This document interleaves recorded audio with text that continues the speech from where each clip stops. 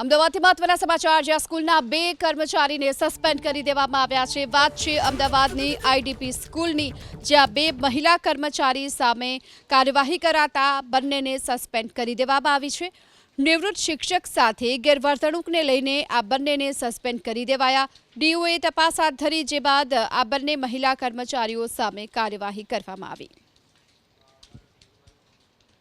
સામેના વ્યક્તિ દ્વારા તમારી સાથે કદાચ એ પ્રકારનું વર્તન કરે તો પણ તમારે ઠંડી રીતે, જેને કહેવાય કે ઠંડા કલેજથી એને સારી રીતે જવાબ આપવો જોઈએ। આ પ્રકારની બાબતો હોવી જોઈએ, જેનું અહીંયા આવીને પણ અહીંયા શાળાના જે પ્રિન્સિપાલ અને સ્ટાફ સાથે એ પ્રકારે વાતચીત કરી જવાબદાર બંને બહેનો સામે કાર્યવાહી કરવા પણ મેનેજમેન્ટને જણાવ્યું। અમે બંનેના નિવેદનો મેળવી છે।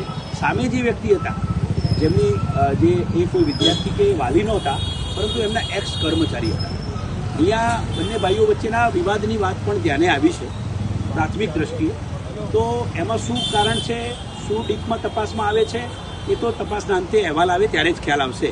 પરંતુ સામેની વ્યક્તિનો પણ અમે નિવેદન લઈશું, કારણ કે એ અનુભવનું કંઈક સર્ટિફિકેટ લેવા આવ્યા હતા અને અહીંયા એમને અનુભવના સર્ટિફિકેટમાં ટીચિંગનો નહીં પણ એક્ટિવિટીનો અનુભવ, કારણ કે અહીંયા એક્ટિવિટી કરાવતા હતા, એટલે એ પ્રકારનું સર્ટિ આપ્યું અને એમાં આ વિવાદ થયેલો એવું પ્રાથમિક દ્રષ્ટિએ ખ્યાલ આવ્યો છે। પરંતુ કોઈ પણ પ્રકારે અમાનવીય વર્તન એ વિડીયોમાં ચોક્કસ દેખાય છે, એવું ન જ કરવું જોઈએ।